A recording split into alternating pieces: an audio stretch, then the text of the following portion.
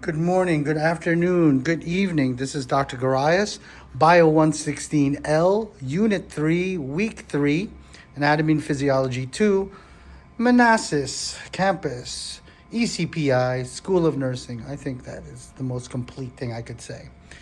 Now, this is in your functional anatomy, and of course, we're looking at renal. And the items, of course, you have your kidney. And this whole area is the hilum, and the space that the hilum exists in is the sinus. Now, you will see this part here, that is your descending aorta, okay? And the venous side is, of course, your inferior vena cava going back. So, the descending aorta, that, of course, has arterial blood, which has a lot of dirtiness to it. Non-protein nitrogens that have to get cleaned up. Urea, uric acid, all that good stuff.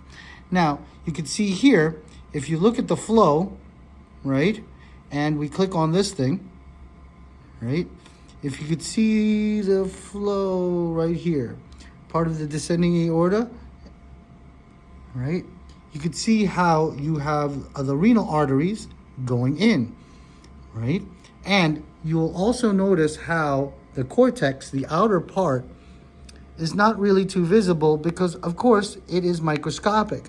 Then you could see also how all the materials have to go up through the middle, and we're going to show you the columns and how it gets to the outer area right here, which is your cortex. And the middle area, which is all your urine funnels, right? And you could see they're visible here because it's part of the gross anatomy, gross being, you know, something you could see, touch, and weigh. And of course, you could see here in your hilum, all the stuff coming out of your renal vein going into, and that's all clean blood, now going into where? Going into your inferior vena cava and then going superiorly to your right atrium, which we already know and love, okay? Now, real quick, we're going to look at this. You could see the glomerulus right there in the middle, the tuft of capillaries. That red tube, right, that is your afferent arteriole, and then the green efferent, and you could see all the material going into the proximal convoluted tubule, then down to the loop of Henle, and different substances going in there, and of course your distal convoluted tubule, and then ending up in your, this blue thing right here, your collecting duct. So this is nice. This is also good for identification, but the diagrammatic version of the nephron is good, and I already have that on your notes, okay? Now, let's now look at the actual kidney. This is a prosection of a kidney, and you could see that the outer layer is quite different color than the inner layer. The outer layer, of course, is the cortex. It houses the nephron. And then the inner layer here, it's like more brown. That is your urinary funnels, also known as your medullary area. Now, I already labeled your funnels. Number one, this area here, and things like this, this, and this, right? You see they're like, look like, kind of like deformed candy corns, which is, a candy corn is what? A pyramidal shape. So this is, number one, points at your renal pyramid. Now, at the end of the renal pyramid, you could see a little papilla at the very, very end. It's like a little nipple. But the thing we're going to look at, where the pin is on number two, that is another funnel that is called your minor calyx. All the minor calyces end up in this larger tube right here where 3 is pointing at. So that's a major calyx. So is this. So is this. So are these up here. The major calyx will end up into this little V-shaped area here. There's another one here. And that is your renal pelvis. So 1, that is your pyramid. 2, minor calyx. 3, major calyx. 4, more in the center of your kidney, right, of the medullary area, and that's your renal pelvis. Renal pelvis then empties out here into your hilum, and then of course into your ureter. This right here, renal artery. It's cooperating with me. No, it isn't.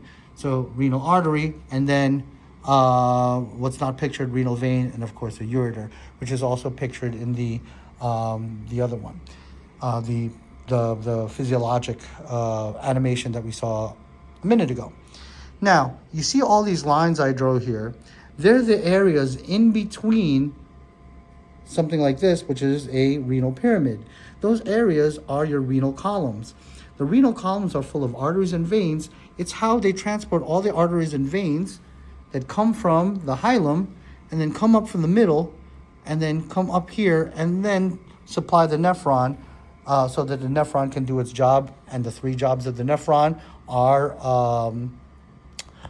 filtration at the level of the glomerulus, and then at the level of the proximal and distal convoluted tubule, secretion and reabsorption. Okay, so that's the kidney. Another thing you're going to notice up top, of course, your adrenal glands.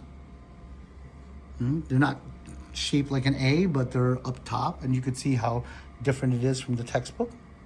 Okay, so let's minimize this, and now let's get to the male genitourinary system. So it looks like this when we initially look at it, right? And then we can expand it, do our pinchy thing. Now, when you look at it like this, it's better to look at it from a mid-sagittal point of view, this way, sideways. And, of course, your male genital urinary system, of course, genital, of course, your gonads and your sex organs and hormones, and then the urinary part. So going from top to bottom, that's the urinary part. Going from bottom to top, that is the genital part. So here we, of course, have our kidney with our indentation, which is the hilum. And you can see that space, that's your sinus. Then it's going down to here, ureter. You have two of them. It has a muscular coat somewhere in there. And it's going to perform peristalsis to lead the urine from the kidneys to this next part here, which is your urinary bladder. From the urinary bladder, it connects into the urethra, the prostatic urethra, which is inside the prostate, which is right here. And then you see that little wire that's coming out? That is your membranous urethra that then goes, the urethra then goes into the dorsum part of the penis. And then, of course, you have your shaft of your penis and your glands, which is the head of your penis. And what's not pictured here is the prepuce or the foreskin, okay? And then, of course, out into the toilet.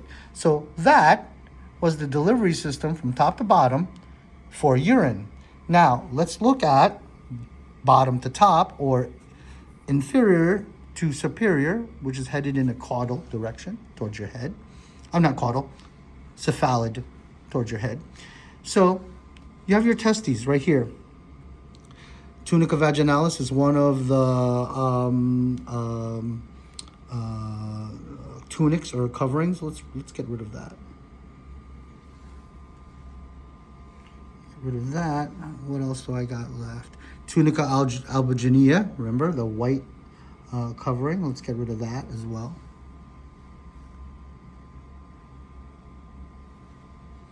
Okay, and then what do you have left?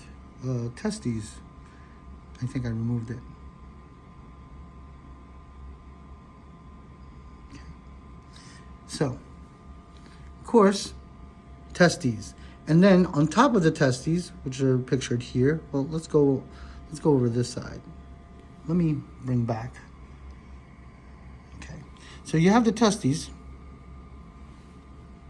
On top of the testes, epi means on top, that's your epididymis. This is the area of maturation. Remember, testes produce sperm. The sperm isn't quite ready. Remember, the immature sperm is called spermatozoa. And then you have the epididymis. After the epididymis, it connects into these tubes right here. And that is called your ductus deferens, also known as your vas deferens. Okay, that's going to transport sperm to then the 3 glands that we already learned in lecture. And in a row, you have seminal vesicle, then you have the prostate. And then if you notice the prostate, you see these 2 little like P-shaped glands? That's your Cowper's bulbourethral gland. And then it goes, the sperm then goes into the membranous urethra, and then of course into the penis, and then through the glands and then out. Glands and then out. Now, let's finish this off with a cross section. If I do a cross section of the penis, you will now see this set of structures. Okay, and let's draw some arrows here. You have an arrow here, that's your corpora cavernosa, and then you have a smaller one here, corpora spongiosum. See how you have your 2? And you see how they're colored, like maroon colored, because it's full of vascular tissue.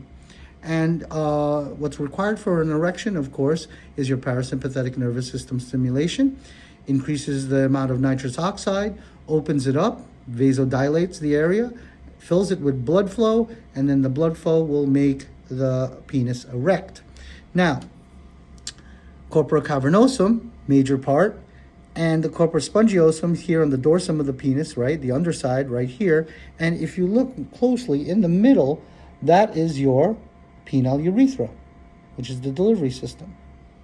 Okay, let's remove all of this, undo the cut, and then bring everything back to normal.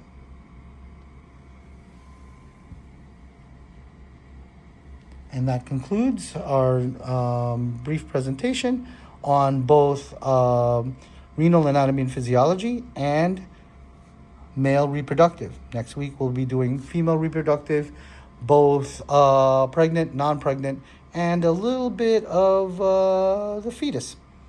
Okay? All right. Enjoy. I'll see you next week.